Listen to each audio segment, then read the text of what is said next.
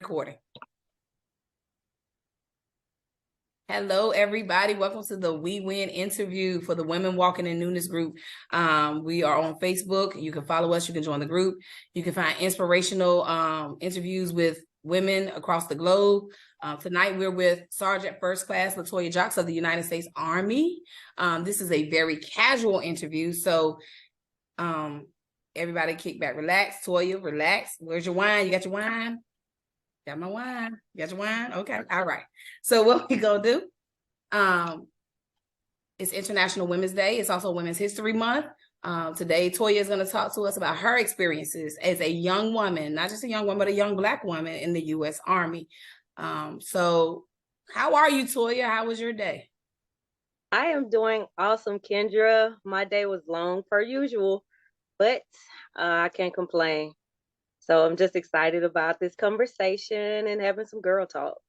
Exactly. That's exact. If you see it that way, then this will go by fast. We just like we normally do, girl talk. That's it. So we want to know a little bit about Latoya the person. Like, tell us about you. Just focus on you, because what I find is that most women don't remember them as the person. So tell us about Latoya the person. Well, Latoya is 33 years old. I like to travel. I like to do like outdoor events like four-wheeler riding horses. I mean, like any other parent, spending time with their kids. I like to drink wine. I like outings with friends, family, very family oriented. And yeah, so I'm ambitious, driven, motivated, a motivator. I wear many hats. So tell us about Latoya the soldier.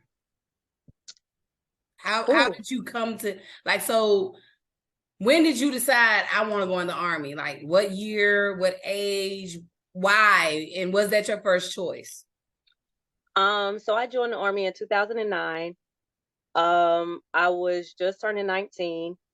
It was not my first choice. I had actually just dropped out of college. My dad had passed away in 2008. So I dropped out of college, went back home, stayed with my mom.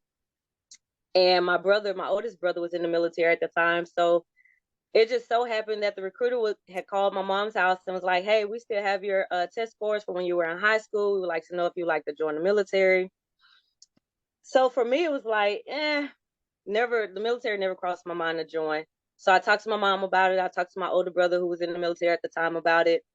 And so it just went from there. I went to their office. I took another ASVAB test to see if I can get my scores higher. And then they offered me jobs that I really didn't want. But in the end, I got a job that I love. I'm a 42 Alpha Human Resources Specialist in the Army.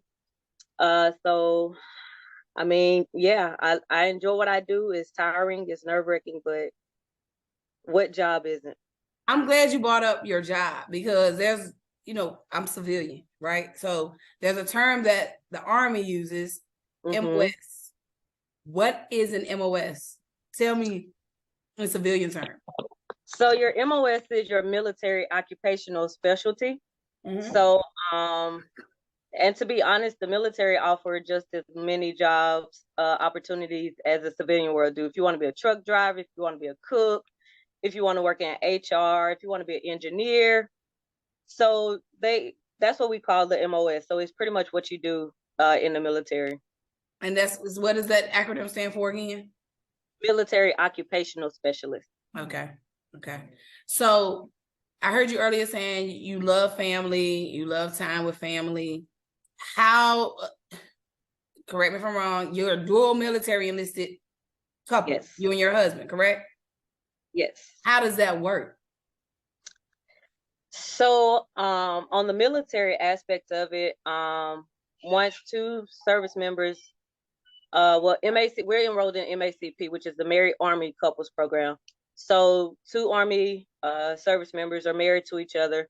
You enroll into this program, which is MACP, and they pretty much try to station you within like 50-mile radius, if not at the same duty location. So we got married at our first duty station. Well, at my first duty station, it was his second, which was Korea. And we've never been separated since being married as far as our duty stations.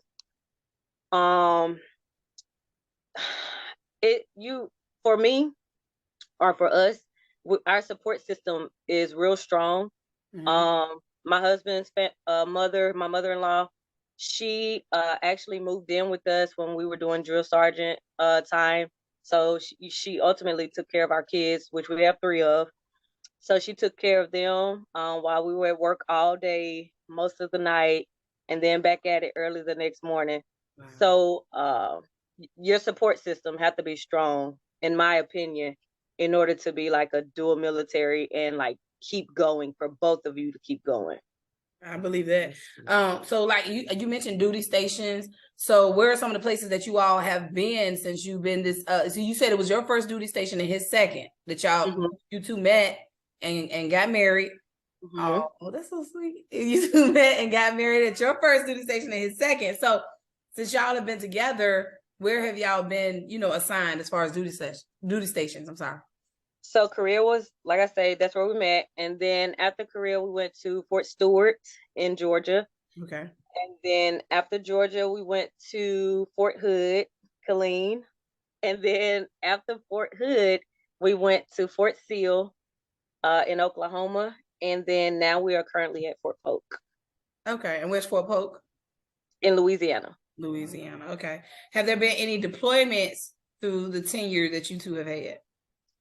Yes. So for the most part, my husband has done most of the deploying. And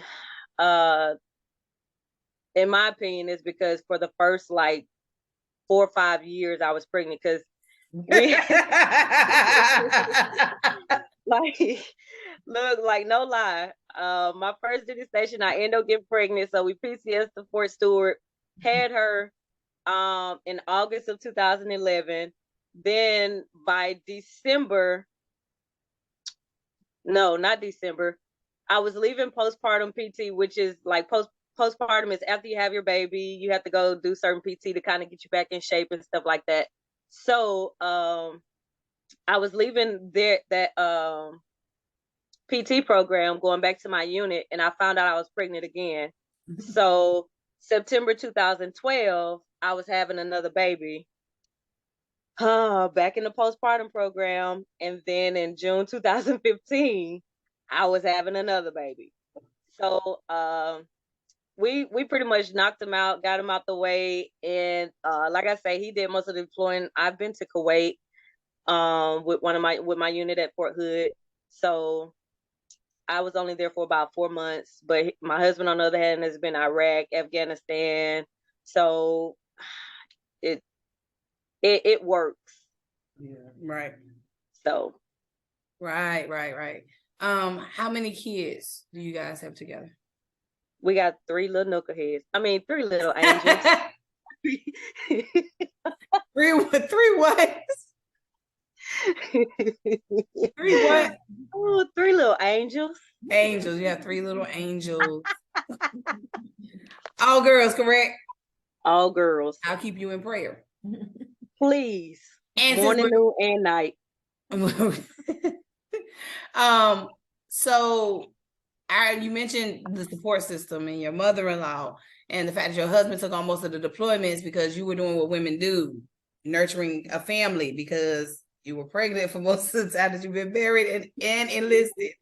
Okay, so my thing is, how do you maintain your work-life balance? Like, how do you maintain Toya, the person, Toya, the soldier, Toya, the leader, Toya, the mom, Toya, the wife, Toya, the daughter, because you have your mother is dealing with some health issues, so you have to be Toya, the daughter too, So how do you maintain? That's a lot. Yeah. So how do you maintain work-life balance with all this going on? Definitely prayer. For sure. I think for me, it helps that my husband is in the military too. So he can tell, like, when I'm walking through the door, like, you know, I had a long stressful day. Just let me woosah Right. and calm down. So, you know, we'll have our little, hey babe, you know, hey, give hug, give kiss. All right, cool. Now I need my time to woosah. Mm-hmm. And he respect that. And I'm glad that he's able to experience that or know what it is to experience that. Because, and no disrespect to civilians at all. However, I feel like if I had a civilian husband, he probably wouldn't understand Right. everything as far as the military, like the toll, the things that we go through on a day-to-day basis and all of that kind of stuff. So with that being said, I take my time to myself. I go to the nail salon to get my nails done. I'll just ride around in my car to woosah. I have my wine to woosah. Uh, I I just find different things to kind of just mellow, you know, kind of help cool me down. And Correct. to be honest, sometimes my kids have cooled me down. And I know that might be weird to say, but it's just kind of like just sitting down talking to them, asking about how their day was, Right. you know, listening to them talk about their friends that they done met. And so that takes you out of the mode of Toya, the sergeant, Toya, Correct. Toya Sarge, Toya leader, Toya soldier, to Toya Mm-hmm. mom, right? Mm-hmm. So then you still have like a lot of burdens to carry. I didn't say burdens, but like bags to carry, you know. So then you have to deal with Toya the wife. Yep. You know? So you have Yep. to carve out that time because you're dual military, right? Yep. So Yep. how does that work? Because you have 3 girls, you promoted up the ranks, like girl, you fast track. I'm proud of you. But then you have your husband too, and there's a bag of responsibility there as a wife as well. So how do you transition from boom, boom, boom? So for us, we have date nights, of course. And to be honest, he literally bought like about 2 weeks ago, 2 or 3 weeks ago, these cards for date night. And what you do, you scratch it off, and we get to decide when we're gonna do it. But it's on the card, it tells you if you're gonna set up an outside dinner date, or if it's gonna be go to the movie date, or right, whatever kind of, you know, different scenarios. So that helps too. And then we vacation. Okay. Every time we get the opportunity to take leave, we take it. Shout out to in-laws. Facts. Yeah. So, and sometimes we'll take the girls with us, and sometimes it's just kind of like, look, this mommy and daddy time. We, you know, y'all done had y'all time. We took y'all out. Right. It's mommy and daddy time. Correct. So we definitely. So it's a sense of, it's about boundaries and planning, pretty much. Mm-hmm. So if you plan properly and you set those clear boundaries, so you have to have a sense of structure in your household as well. Absolutely. Okay. So being a young woman in the military, how old were you when you enlisted? I was 19. 19. So you said you dropped out of college. Where were you going? What college were you attending? What was your major? What were you doing? Tell us about the college situation. Oh, okay, cool. My bad. I went to a Grambling State University. It's in HBCU's in the house. Okay. Yeah, HBCU. It was like a really great experience, like no lie. I think for me, like I don't think at that point in time in my life I was mature enough to be off in college, like mentally. Correct. To take on that college campus and try to go. I was going for nursing.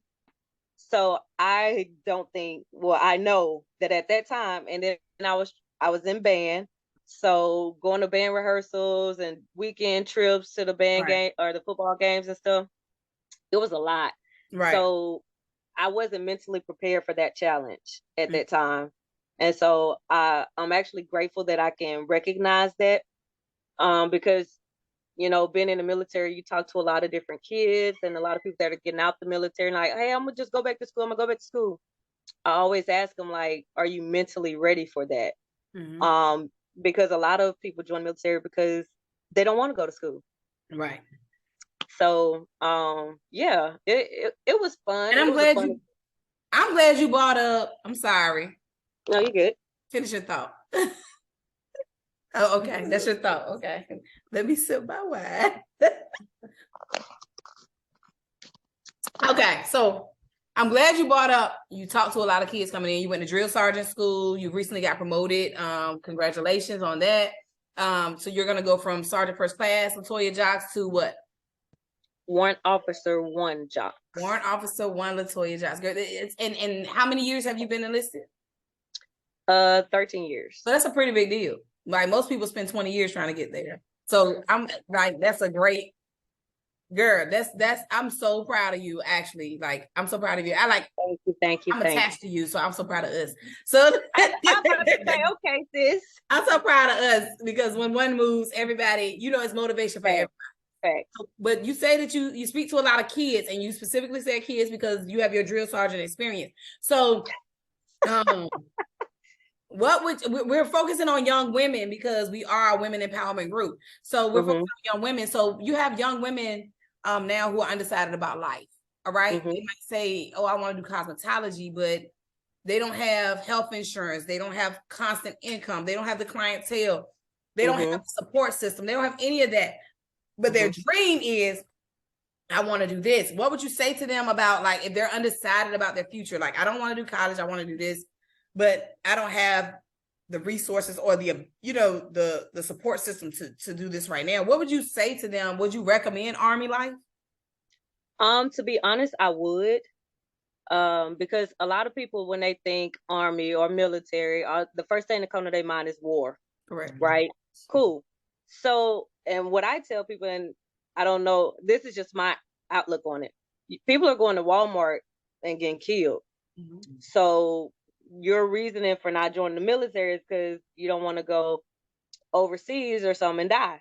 Well, you can be outside on your porch and die, get killed or whatever. But what a lot of people don't know about the Army, I can't speak for like the Air Force and the Navy and stuff like that, is they offer like a lot of different programs. I recently learned, even after being in the Army for 13 years, there's this program to where if you decide to get out the Army, you get ready to ETS, which means separate from the Army because you done served your time and did your contract. There's this program, we call it CSP, but it's the Career Skills Program, to where if you know someone who runs a business, so say for instance, if I wanted to come work at your business, all you would have to do is write me a letter saying, hey, we're accepting you into our program. Training only lasts for like 90 days, and welcome to our, to our business or to our services or whatever. They can turn that in, get it signed by, it depends on how many days you're requesting, but by a different level commander. And then you'll have that trade, that certificate of training or whatever that job in whatever industry you're trying to go after. Right. And then you'll have that. All you do is come back to the Army, sign out, and then you have that certification of training. Certification to move forward. That's interesting. Yep. To help in the reacclimation into civilian society, because being a military spouse, the reacclimation is not an easy period, and it could last for years. So having that piece right there will help, because there's a big difference I noticed in military life and civilian life.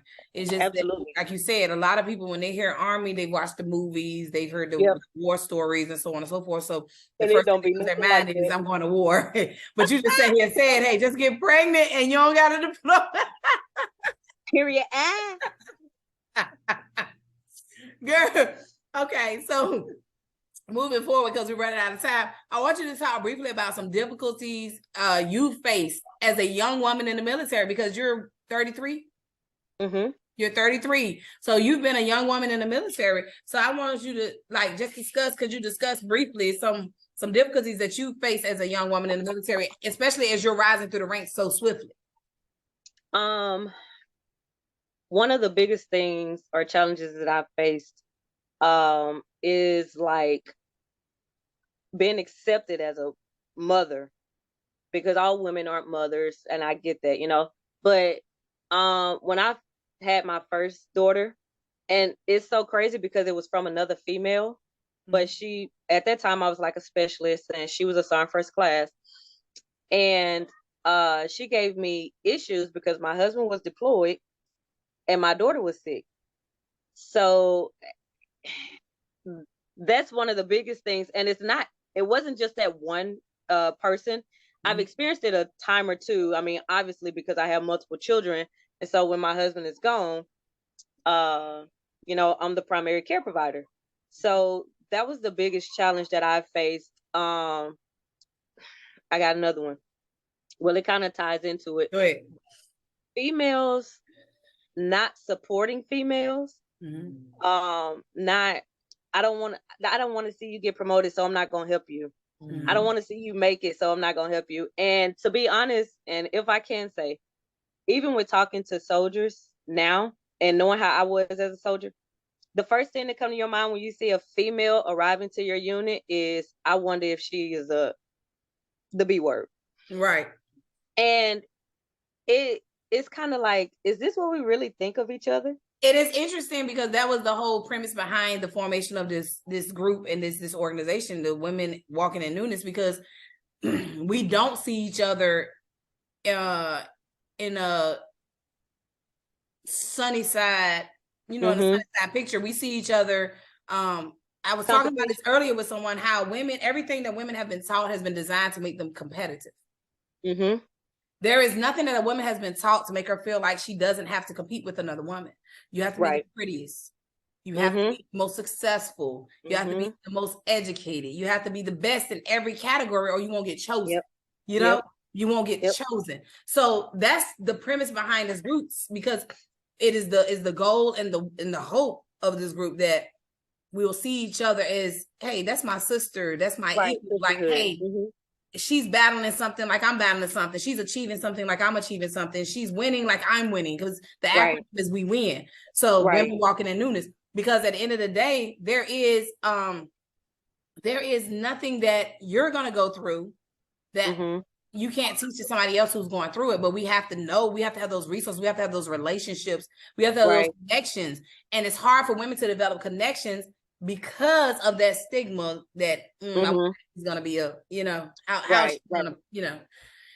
so that's how that goes. Yep. And I think it's really sad that, we have that mentality towards each other, when in reality, when you sit down and find out that that person is not like that, oh, she looks stuck up, oh, I ain't gonna talk. When you sit down and actually have a conversation with them, 9 times out of 10, y'all have more in common than you even thought of. Right. And so now it's like, oh my gosh, she real cool. But all it took was for you to sit down and be mature and have a conversation. Right. So we've discussed some difficulties that you've experienced. What are some of your fondest memories being a young woman? Yeah. Being a young woman, or being young woman in the military? Okay. Military. I got you. I'm sorry. Okay, we're in a real casual interview. So Zoom just told me we have 10 minutes. I'm trying to upgrade. Yeah. Okay. All right. And note to everyone who's watching, this is a pre-recorded series. So therefore, it's pre-recorded, it's casual, we're relaxed. Zoom told me we got 10 minutes, but this conversation is interesting. Well, you just used 5 of my 10 minutes. Geez. I want to put some money on it.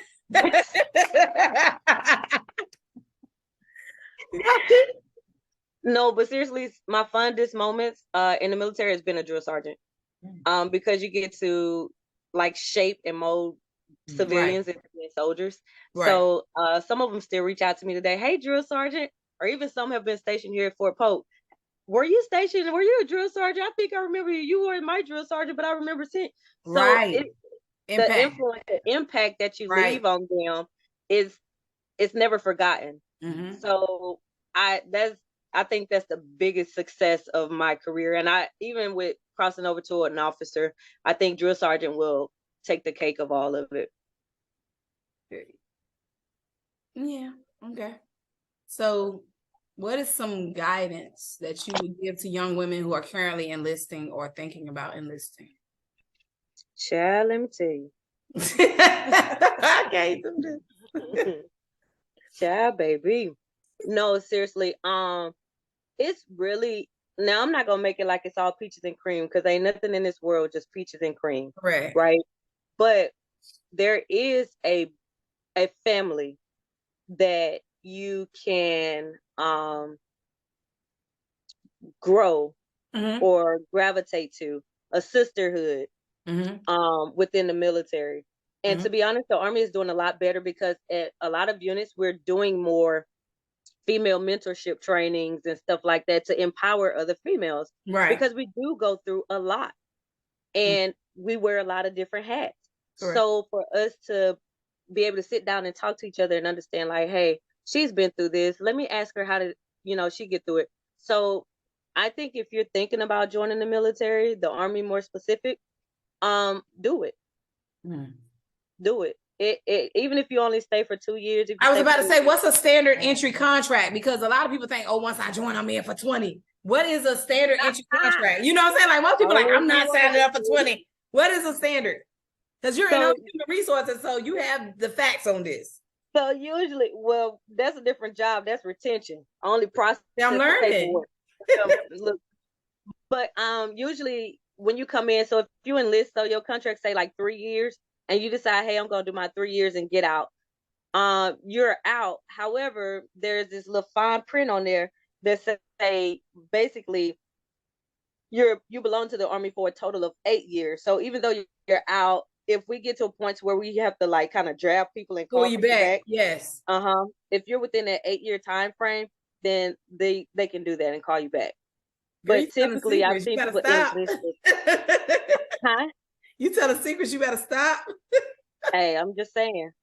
But I mean, it's good to know information. It's real good to know information, because a lot of people think, okay, it's 3 years and I'm done. Even though selective service is only for males right now. Like if you're a female and you join the Army and you say, I did my contract, I served my contract. If we get caught up in WW3, honey, you still belong to the coming United back. States Better lift them boots back up, baby. Absolutely. That's all I know. Exactly. Absolutely. It has been a joy talking to you, because Zoom gonna kick us out. It's been a joy talking to you. I love the information you put out there. We probably gonna do something later in the future after you get pinned. For sure. Your Warrant Officer 1 pin and all of that, so in the future, I look forward to more interactions and more interviews and updates on everything that's going well. Absolutely. All of that. Same for you. Same, yes. For all the updates and all everything, the growth. Yeah, so I'm expecting it. Appreciate it. So I do want to add that since we're drinking wine tonight, I made it my business that we are going to highlight a woman-owned business in every segment. And this is the first segment. So you're the premiere. Yay, girl, you're the premiere. But our woman-owned business today is the McBride Sisters, the Black Girl Magic Wine. This is their rosé. This is what I have been sipping in my glass. You gonna send me some of that? Walmart. You in Louisiana? They sell wine in the convenience store. What? But this is right up your alley, though, sis. It's 13% per alcohol by volume. Stop it. But no. Woman-owned business, Black Girl Magic, the McBride Sisters, you guys, is at Walmart. That's where I get it from. This is our woman-owned business that we're highlighting in this segment. Toya, I appreciate you giving us all this information. No problem. Thanks for allowing me to use your story. And I appreciate you for your service. Thank you so much and doing all you do to help keep us safe and free in these United States of America. Thank you for your support. And always. And everybody else, thank you for tuning in. We'll see you next week.